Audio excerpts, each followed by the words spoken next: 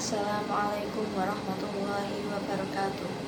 Perkenalkan, nama saya Fitrotulisa NIM 4219177, jurusan Perbankan Syariah, mata kuliah Filsafat Ekonomi Islam dari kelas D. Di sini saya akan menjelaskan tentang materi Filsafat Ekonomi Islam. Yang pertama, bagaimana Anda menjelaskan mengenai Tauhid sebagai fondasi ekonomi Islam? Fondasi utama seluruh ajaran Islam adalah Tauhid. Tauhid menjadi dasar seluruh konsep dan aktivitas umat Islam, baik ekonomi, politik, sosial, maupun budaya. Dalam Al-Quran disebutkan bahwa Tauhid merupakan filsafat fundamental dari ekonomi Islam. Dalam konteks ekonomi, Tauhid berimplikasi adanya kemestian setiap kegiatan ekonomi untuk bertolak dan bersumber dari ajaran-ajaran Allah yang dilakukan dengan cara-cara yang telah ditentukan oleh Allah dan akhirnya ditujukan Allah untuk ketakwaan kepada Allah.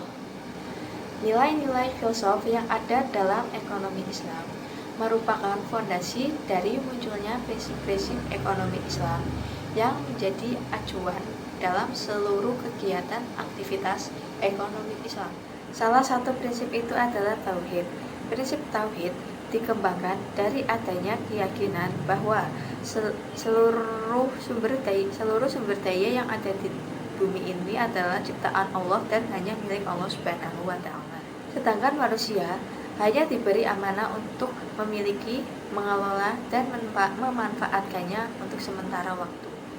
Prinsip Tauhid juga dikembangkan dari keyakinan bahwa seluruh aktivitas manusia termasuk aktivitas ekonomi diawasi oleh Allah Subhanahu wa Ta'ala dan akan dipertanggungjawabkan kelak di akhirat. Yang kedua, apa itu ontologi, epistemologi, dan aksiologi, dan bagaimana kaitan ketiganya dengan ekonomi Islam? Menurut Aristoteles, ontologi merupakan the first philosophy dan merupakan ilmu mengenai esensi benda.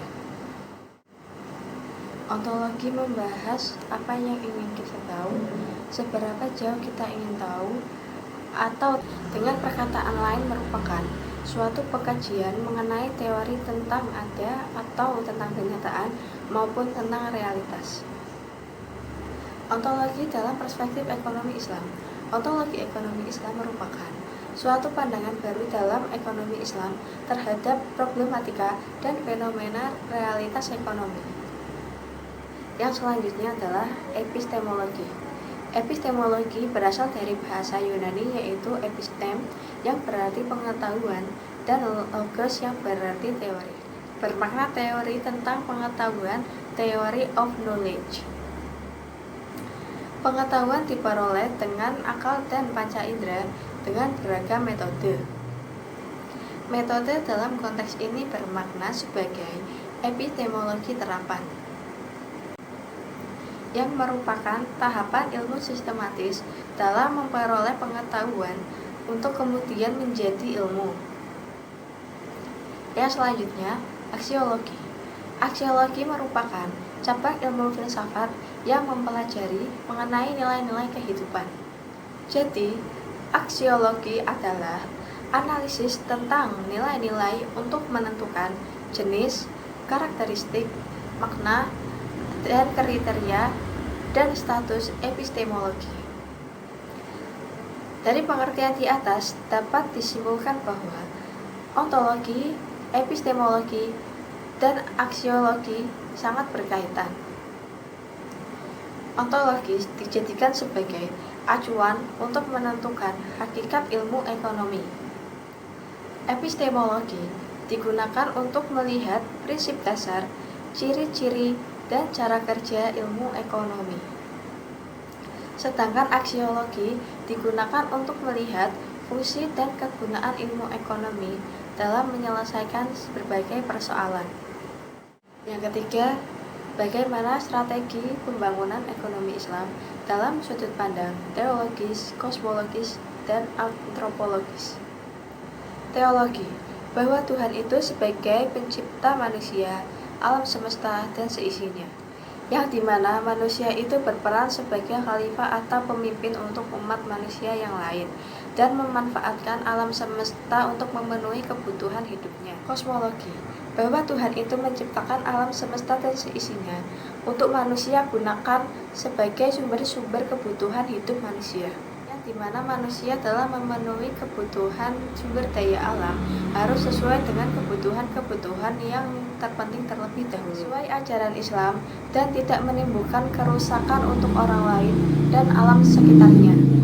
Antropologi, bahwa Tuhan menciptakan manusia tak lain untuk beribadah kepada Tuhannya. Ia juga membutuhkan bantuan atau pertolongan manusia yang lain untuk tolong-menolong dan saling melengkapi satu sama lain untuk kebutuhan hidupnya, yang sesuai dengan ajaran Islam, tidak menyimpang dari ajaran agama. Terkait pembangunan ekonomi di suatu negara, manusia juga harus mampu menjadikan negaranya kepada pembangunan ekonomi yang baik, berkualitas, dan berkelanjutan. Dalam kaitan teologi, antropologi, dan kosmologi, apa yang membedakan sistem ekonomi Islam dengan sistem ekonomi konvensional? Ekonomi Islam merupakan implementasi sistem etika Islam dalam kegiatan ekonomi yang ditujukan untuk pembangunan moral masyarakat.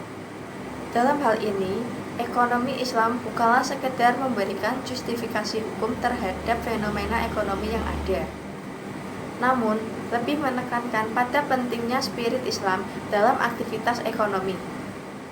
Ekonomi Islam bukan hanya merupakan praktek kegiatan ekonomi yang dilakukan individu dan komunitas muslim yang ada, namun juga merupakan perwujudan perilaku ekonomi yang didasarkan pada ajaran Islam. Sistem ekonomi konvensional merupakan sebuah sistem di mana di dalamnya terdapat sebuah aktivitas untuk melakukan kegiatan berupa produksi, distribusi, pertukaran, dan perolehan, serta konsumsi baik berupa barang maupun jasa. Ekonomi konvensional lebih menekankan pada analisis terhadap masalah ekonomi dan alternatif solusinya. Ekonomi konvensional adalah ekonomi yang bertujuan kepada duniawi, bahwasanya dalam teori ini mereka tidak menganggap di dunia ini tidak ada Tuhan. Sistem ekonomi konvensional merupakan tonggak dasar dan sistem yang pertama kali muncul. Setiap ekonomi memiliki ciri-ciri yang menjadi dasar dari suatu sistem itu sendiri dan berbeda dari sistem yang lainnya. Ciri-ciri ekonomi konvensional. Yang pertama, dasar hukum ekonomi konvensional berasal dari hukum positif. Selanjutnya, pemerintah tidak dapat campur tangan langsung terhadap kegiatan ekonomi.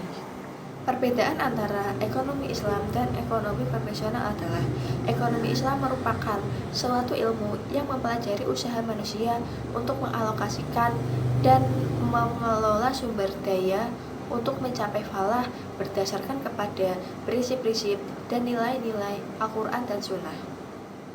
Sedangkan ekonomi konvensional melihat ilmu sebagai sesuatu yang sekuler atau bisa disebut berorientasi hanya kepada kehidupan duniawi saja. Yang selanjutnya nomor 5. Dalam strategi pembangunan ekonomi, bekerja, bersedekah, berinfak, zakat, dan wakaf sudah menjadi salah satu aspek yang sangat penting dalam mengatasi masalah ekonomi yang ada. Bagaimana Anda menjelaskan tentang hal ini?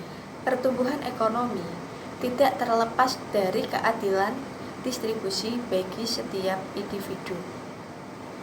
Kebijakan distribusi dalam Islam menjunjung tinggi nilai-nilai keadilan yang didasarkan pada Al-Quran, yakni agar kekayaan tidak beredar pada satu kelompok saja.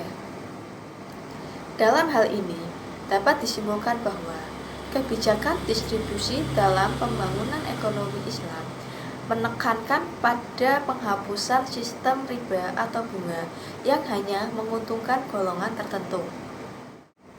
Demikianlah beberapa hal yang bisa saya sampaikan. Kurang lebihnya mohon maaf. Wassalamualaikum warahmatullahi wabarakatuh.